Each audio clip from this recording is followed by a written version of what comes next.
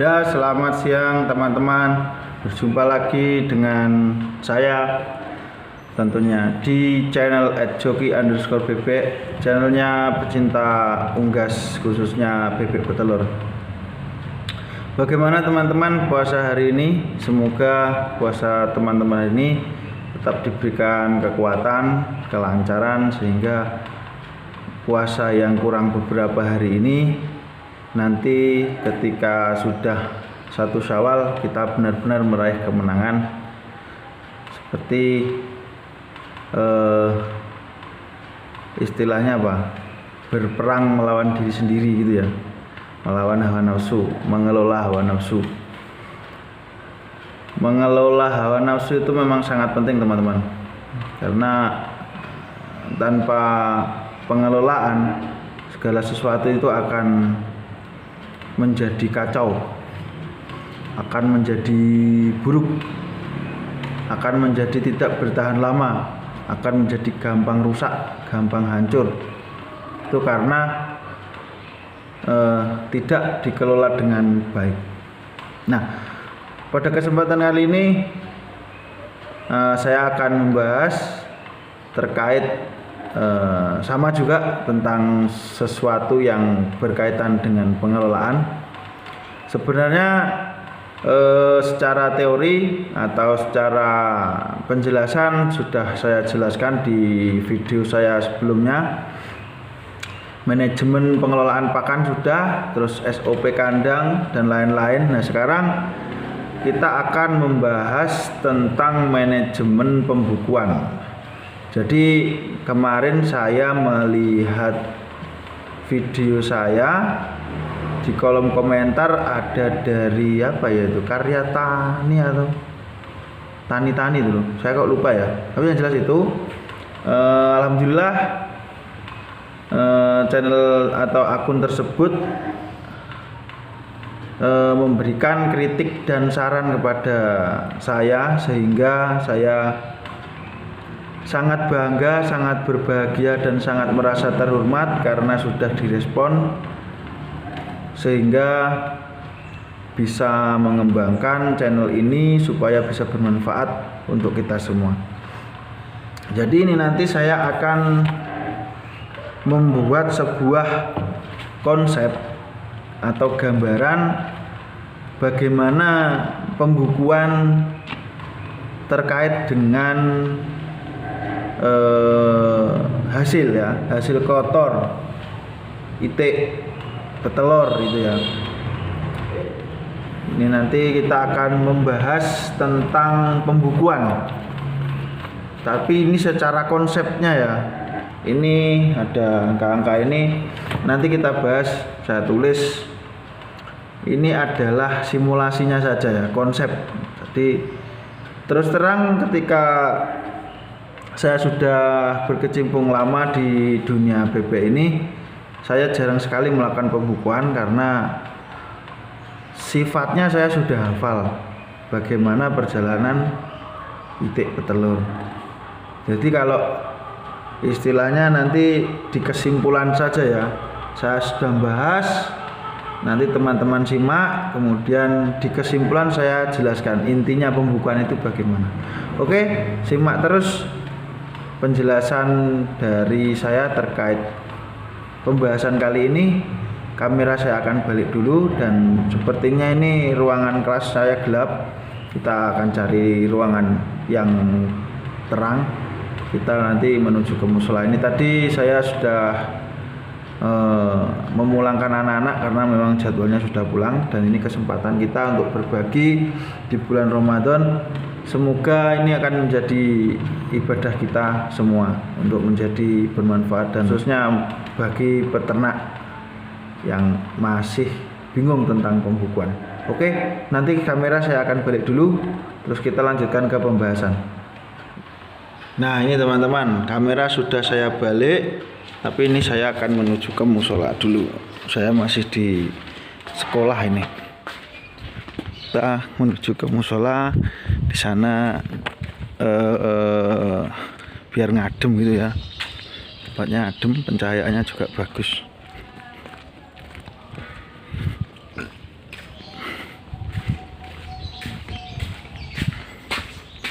Ini sekolah saya atau sekolah yang tempat saya bekerja, sarana prasarannya sudah lengkap, jadi bisa kita manfaatkan. Ini anak-anak lupa tidak dimatikan kipas anginnya, dimatikan dulu.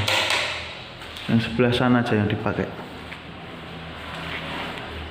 Berisik apa enggak ya?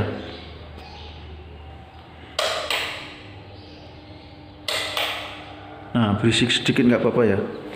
Yang penting kita pembahasan bisa kita simak dengan baik. Kita fokuskan dulu kameranya. Ya. Ini adalah simulasi ya teman-teman. Ini simulasi bagaimana cara membukukan atau mencatat. Ini produksi telurnya, misalkan ini per 100, kita tulis pembukuan produksi harian bebek petelur 100 ekor, misalkan mulai produksi itu bulan Januari 2023 itu ya, 1 bulan, jadi ini 1 bulan Januari. Terus ini nanti kita hitung lagi rata-rata per minggunya.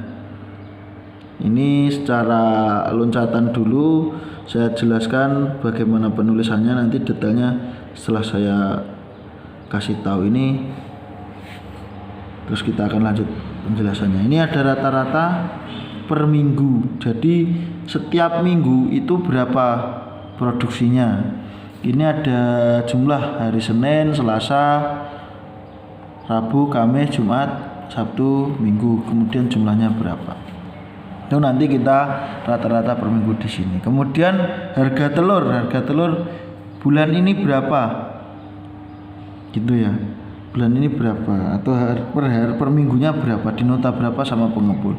Kalau misalkan ngasin sendiri ya ditulis ngasin sendiri, nanti harga jualnya berapa begitu. Terus kemudian penghasilan, ini penghasilan kotor ya, penghasilan kotor per minggunya berapa, ini nanti bisa ditulis di sini. Ini tadi belum sempat saya tulis karena ya ini sebatas konsep, kan tinggal mudah saja ya. Ini jumlah misalkan di hari Senin sekian seret. Kalau mau ambil rata-rata berarti di jumlah semua 550 dibagi 7, ketemunya berapa, rata-ratanya berapa di sini. Tulis di sini. Kemudian rata-rata itu dikalikan atau perharinya dikalikan harga telur. Setiap minggu kali berapa itu.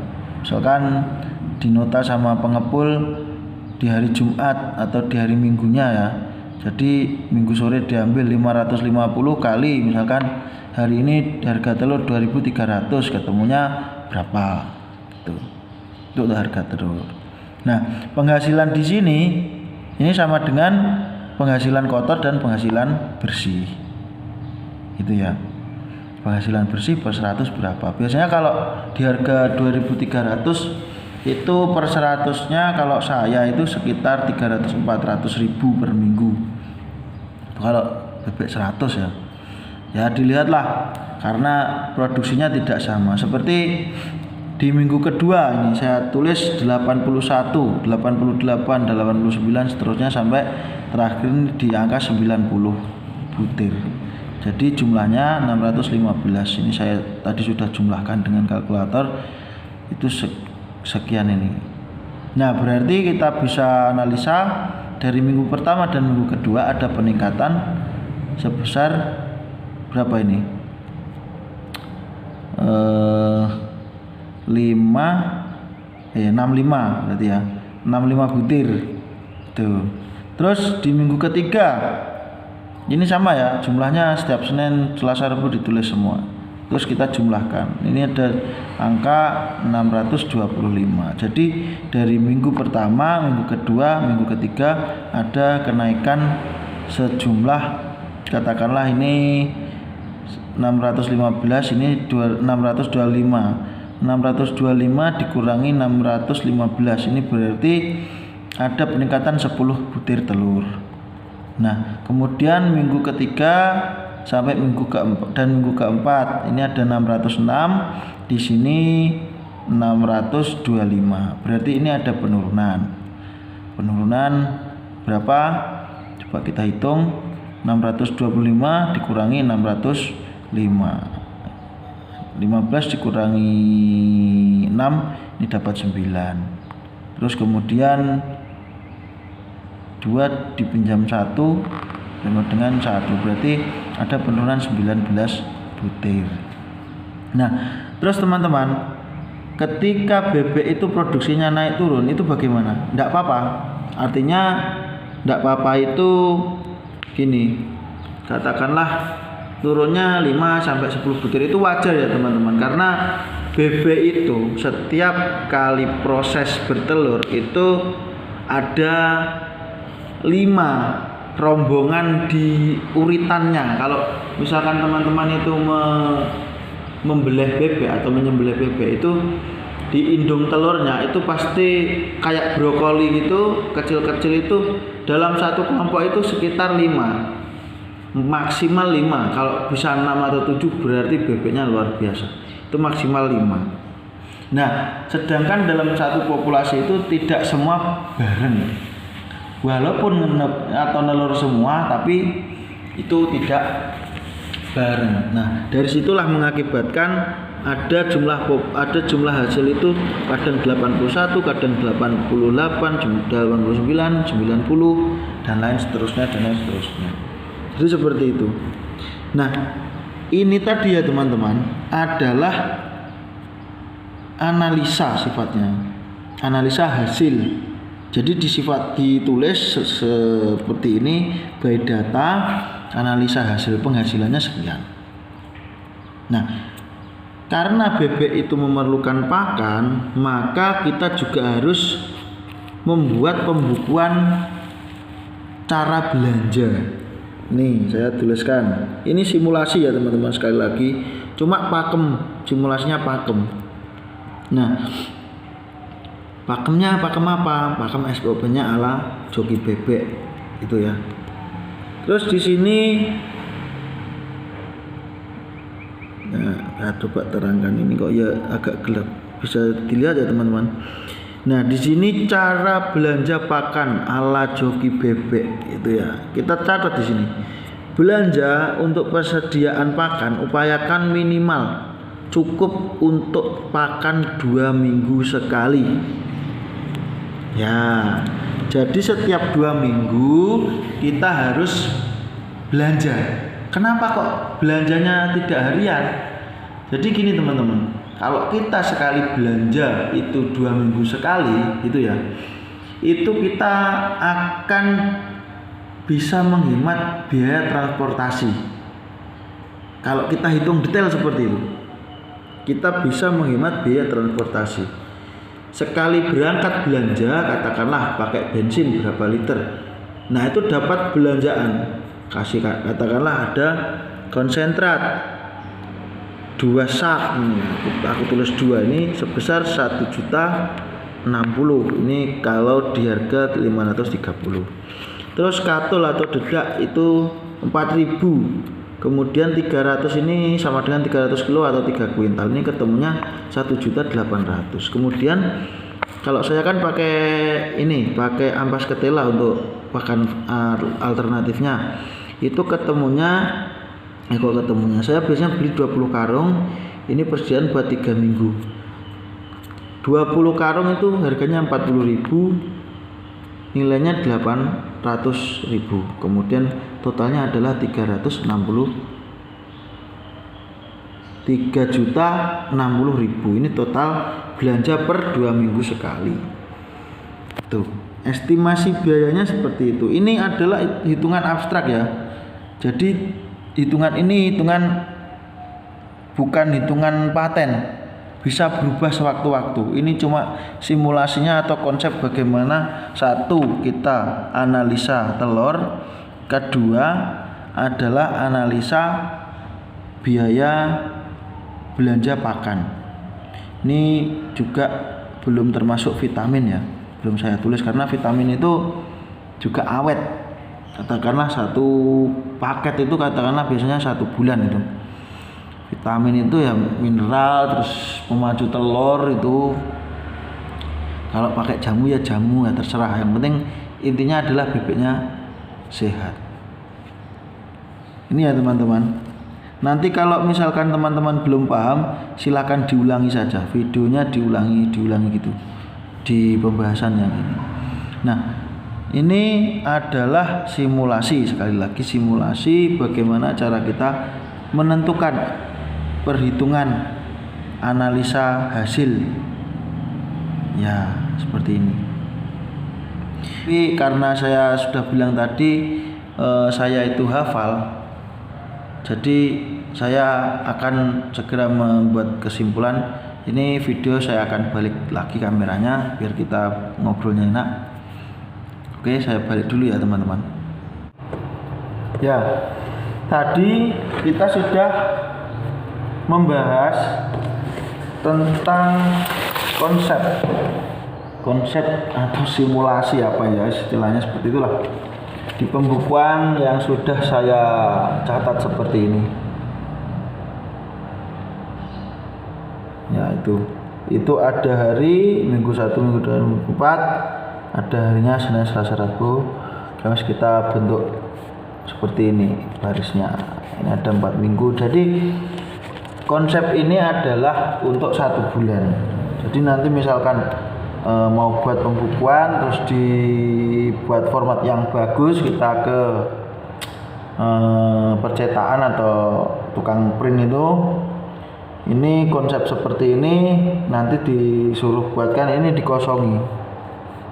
Ini dikosongi, yang diisi hari Minggu 1, 2, 3, 4, terus hari ini, terus ini bulan, tahun. Tuh. Kalau misalkan pengen yang rapi, ini kan acak adul ya, acaan ini.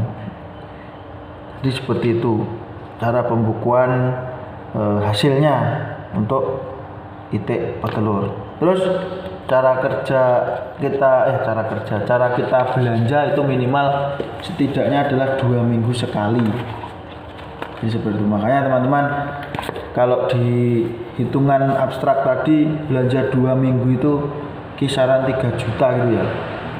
Apakah setiap minggunya kita bisa tembus sekian untuk hasilnya atau bagaimana? Nah, itu hanya mental-mental yang tangguh yang bisa melaksanakan ya. Maka dari itu, kalau menurut saya lebih baik adalah dengan cara belanja bahan itu jangan banyak-banyak. Kalau bangun kandang boleh, silakan, banyak, lebar, seluas aset yang dimiliki misalkan, tidak apa-apa. Tapi kalau masukkan bebek, saya sarankan dikit-dikit aja. Kenapa? Karena cari uang itu juga susah. Itu saja 2 minggu sudah habis 3.060.000. Seandainya 1 bulan berarti 6.120.000. Nah, itu. Nah, ya teman-teman, dan kesimpulan yang ingin saya sampaikan adalah ketika gitu ya. Kesimpulan dari manajemen perhitungan dan lain-lain itu, ketika kita mau bergerak di usaha bebek itu ya, itu ketika telur produksi itu masih di angka 70%, itu kita masih selamat, kita masih dapat hasil gitu ya. Nah, itu nanti bisa juga di bawah 70 tapi di atas 60 kita juga masih dapat hasil. Namun juga kalau perhitungan saya itu adalah sudah di ambang batas pertahanan. Maka dari itu, ketika mungkin bebeknya itu sudah beberapa step atau beberapa generasi, maka yang paling tua dan rontok bulunya sebisa mungkin harus kita afkir atau drop populasi. Sehingga nanti ketika produksinya masih di angka 75%, nanti hasil dari jual afkir itu bisa kita tabung lah sedikit-sedikit, terus kemudian di bulan berikutnya gitu kita bisa beli bayar lagi gitu ya. Kita bisa membeli bahan lagi, jumlahnya ya memang ngambil dari uang kantong, tapi itu masih selamat, dan itu adalah jalan yang paling aman yang selama ini saya tempuh. Ambil lagi 50, atau kalau enggak misalkan pengen pelihara dari meri, ya pelihara dari meri gitu. Ada ulasan sudah di video saya sebelumnya, cara merawat bebek itu. Jadi simak-simaklah teman-teman ya, karena ini ilmu yang sangat istimewa dan saya berikan cuma-cuma. Nanti tapi kalau misalkan ada teman-teman yang pengen berkunjung ke saya atau ke rumah saya, bisa saja teman-teman. Alamat saya di Jawa Timur, Kabupaten Trenggalek itu. Atau nanti misalkan pengen tahu lebih detailnya, saya akan tulis nomor WA, atau silakan ketik di kolom komentar nomor WA-nya. Nanti kita bisa ngobrol secara intens ya, tanya jawabnya lebih detail. Jadi untuk belajar di dunia unggas khususnya bebek petelur bisa lebih kompleks ya. Dan saya sarankan kalau mau terjun di dunia bebek, belajarlah dulu sekitar 1 tahun. Dari sekedar teori-teori banyak di channel-channel YouTube, termasuk saya, termasuk teman-teman yang senior itu, Om Bebek 57 itu juga, banyak lagi lah. Silahkan cari referensi yang menurut sampean itu bisa dipahami, karena kadang-kadang kita ngobrol itu bentuk dari chemistry-nya itu loh yang bisa kita pahami. Jadi kadang-kadang dari saya tak paham, kadang-kadang dari teman yang mungkin bikin konten tentang bebek paham, atau diperbandingkan, terus kemudian dipelajari mana yang baik dan mana yang bisa dicontoh gitu. Ya seperti itulah. Jadi tadi teman-teman pembahasan terkait bagaimana manajemen pembukuan ini. Oke, baiklah teman-teman, selamat melanjutkan aktivitas. Terima kasih sudah berpartisipasi di channel saya. Jangan lupa like, share, dan komen, dan juga subscribe bagi teman-teman yang baru menemukan channel saya. Baiklah, selamat siang. Assalamualaikum warahmatullahi wabarakatuh. Semangat peternak Indonesia.